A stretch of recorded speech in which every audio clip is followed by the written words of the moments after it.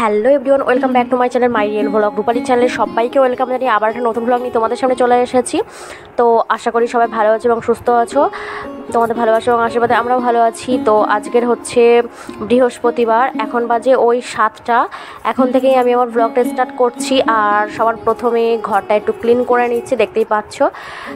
ঝাড় দিয়ে নিচ্ছি, চলো ঝাড় দিয়ে নিয়ে বাকি কাজকর্মগুলো সারবো। এখনও আমি ফ্রেশ হইনি, চলো। তো আবারও একবার আমার চ্যানেলের সবাইকে ওয়েলকাম জানিয়ে আবার একটা নতুন ভ্লগ নিয়ে তোমাদের সামনে চলে এসেছি, দেখতেই পাচ্ছ। ঘর ঝাড় দিচ্ছি প্রথমে। ও আজকের বাড়িতে একটা মিস্ত্রি কাজ করবে, তার জন্য রান্না বান্না করব। চলো সকাল সকালই তাই সব কিছু স্টার্ট করেছি। সকাল সকাল বলতে সকাল আর কই, একটু বেলাও হয়ে গেছে। চলো আমি রান্নার দিকে যাব এবার।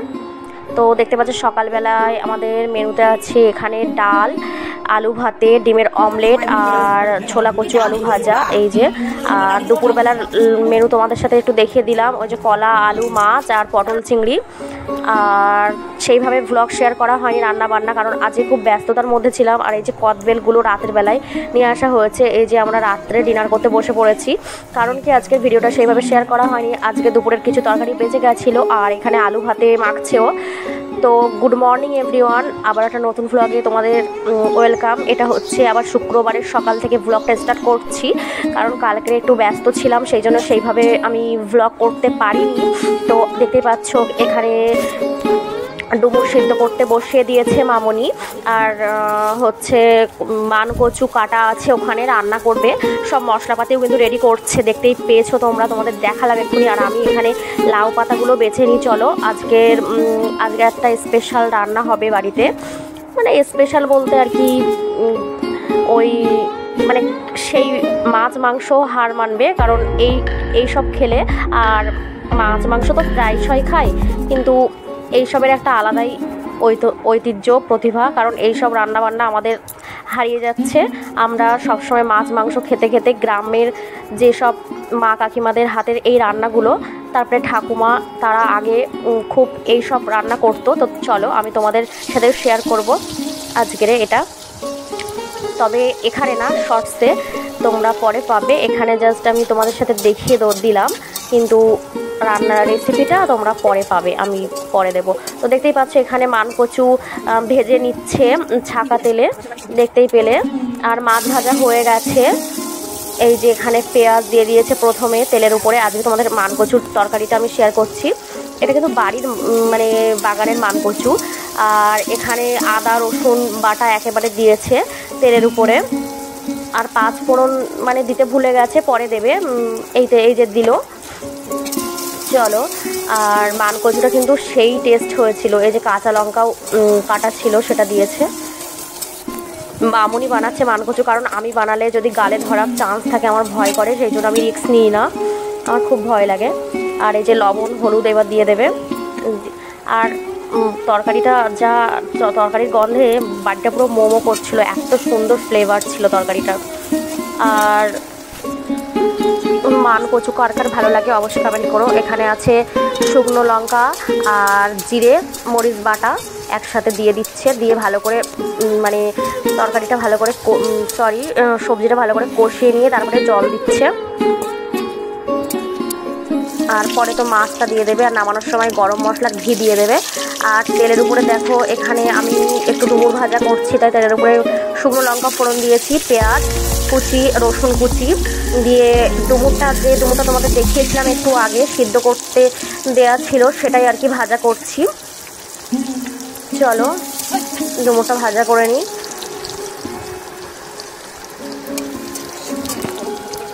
আর এতে কিন্তু কাঁচা লঙ্কা দেবো না, ডুমুর ভাজাতে শুকনো লঙ্কাই দেবো।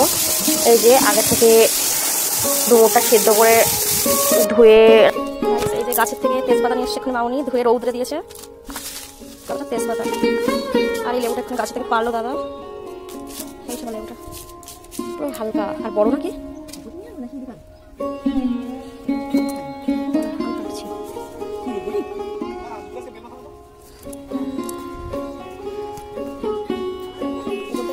জল জল মানে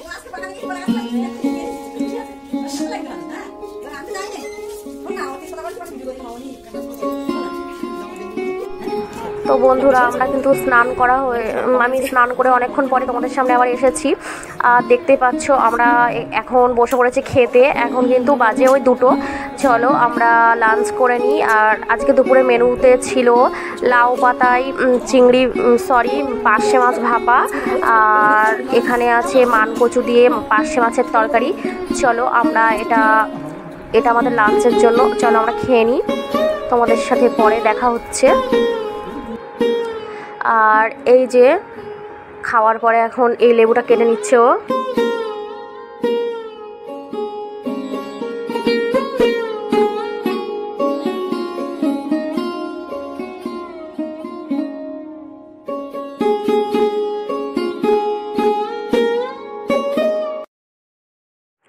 তো বন্ধুরা আমার চ্যানেলে যারা নূতন, যদি তোমাদের আমার ভিডিওটা কোনো কারণে ভালো লেগে থাকে তাহলে প্লিজ লাইক কমেন্ট শেয়ার করে পাশে থেকো।